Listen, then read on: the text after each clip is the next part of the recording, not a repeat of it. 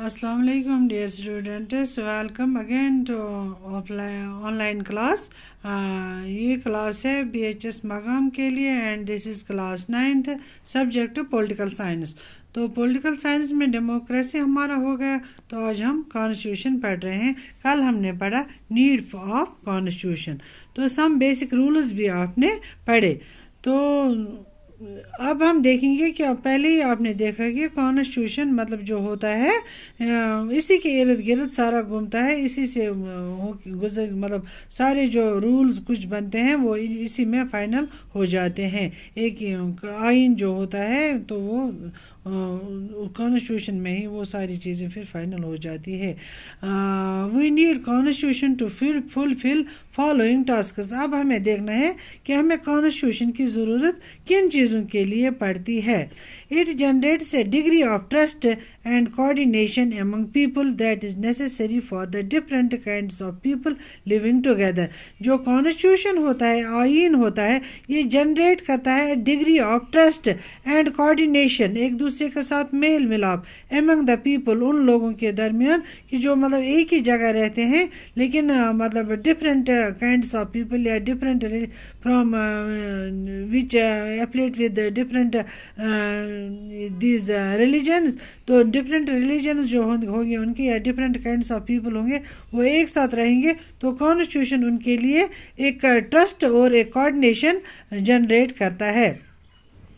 It specifies how the government will be constituted, who will have the power to make this decisions। तो ये specify करता है कि कैसे गवर्नमेंट अपना काम करेगी, कैसे मतलब गवर्नमेंट ये कॉन्स्टिट्यूट हो जाएगी और कौन कैसे मतलब पावर को इस्तेमाल करेगा कि डिसीजंस कैसे लिए जाएंगे।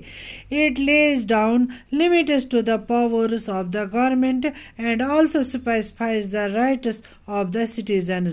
जो ये कॉन्स्टिट्यूशन होता है ये ले डाउन करता है limits to the powers of the government. जो पावर्स ऑफ द गवर्नमेंट होती है उनकी लिमिट कॉन्स्टिट्यूशन तय करता है। And also specifies the rights of the citizens, और जो राइट्स ऑफ द सिटीजन्स होते हैं वो भी स्पेसिफाई करता है कौन, कॉन्स्टिट्यूशन। कॉन्स्टिट्यूशन हमें इन चीज़ों में ज़रूरत लगता है। It also expresses the aspirations of the people about creating a good society, और ये हमेशा एक्सप्रेस करता है एस्पायरेशंस ऑफ द पीपल, जो एस्पायरेशंस ऑफ द पीपल होती है about creating a good society, एक अच्छी सोसाइटी बनाने के लिए जो लोगों की एस्पायरेशंस होते हैं, तो ये उसको कॉन्स्टिट्यूशन जो होता है ये उसको एक्सप्रेस करता है। इसके बाद क्या आता है हमें making of the Indian constitution.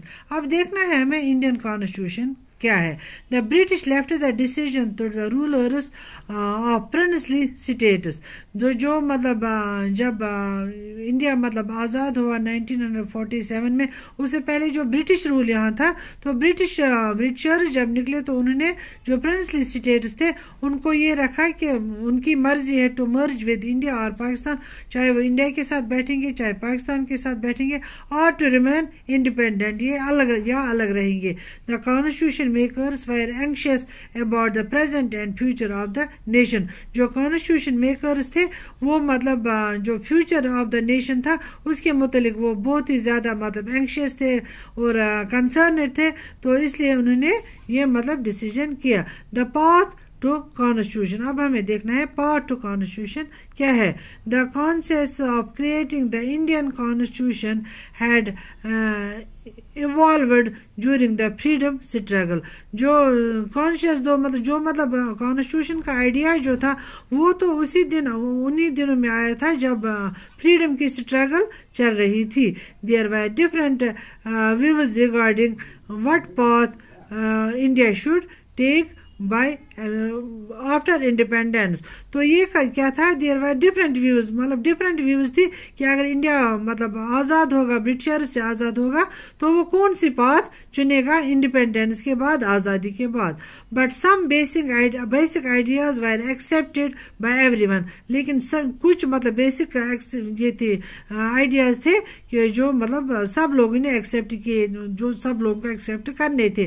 These basic ideas were pivotal in the formation of the Indian Constitution. تو یہ مطلب جو بیسک آئیڈیاز تھے وہ یہ تھا کہ انڈین کانسٹیٹیوشن بننا چاہیے، آئین بننا چاہیے.